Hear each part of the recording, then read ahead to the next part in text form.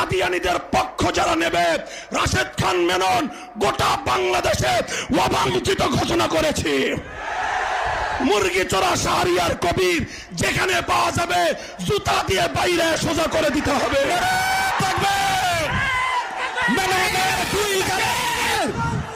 জুতা মারো তালে তালে, শাহরিয়ার কবিরের দুই গালে জুতা মারো তালে তালে, জুতা মারো তালে তালে।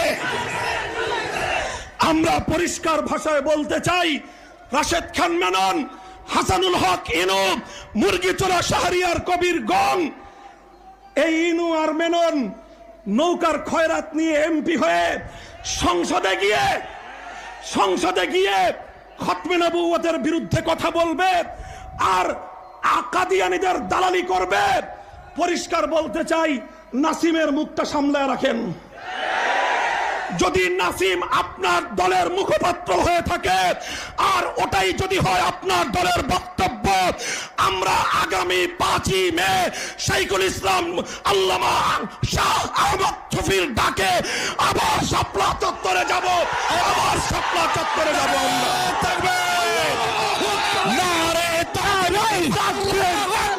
ইসলামের শত্রুরা হুঁশিয়ার সাবধান, হুঁশিয়ার সাবধান। বসেন, কথা হবে আজকে পরিষ্কার। এটা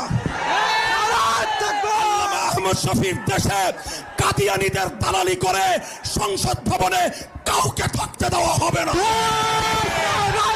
যদি আরেকটা যুদ্ধের প্রয়োজন হয়, আবার শাপলা চত্বরে যেতে কারা কারা প্রস্তুত?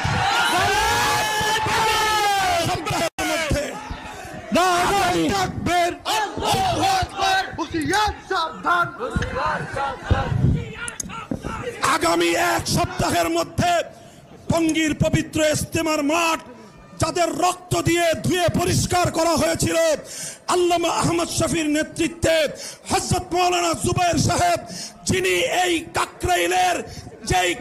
কাকরাইলের যে ওয়াক্ফ প্রশাসন অনুমোদিত কমিটি মুতাল্লির কাছে হস্তান্তর করতে হবে। আমরা ধৈর্য ধরেছি, আরো ধৈর্য ধরতে চাই, কিন্তু যদি আল্লামা আহমদ শফি, জুনায়েদ বাবু নগরী যদি আমাদেরকে আগামী জুমা ইজতেমার ময়দানে গিয়ে আদায় করতে বলেন, যে কোনো মূল্যে রক্তের বিনিময়ে, রক্তের সাগর পাড়ি দিয়ে সেই জুমা কামিয়াব করতে নাসরুম মিনাল্লাহি ওয়া ফাতহুন করিব। দেখা হবে আবার যুদ্ধের ময়দানে ইনশাআল্লাহ। কার মোটকে দিবেন কার?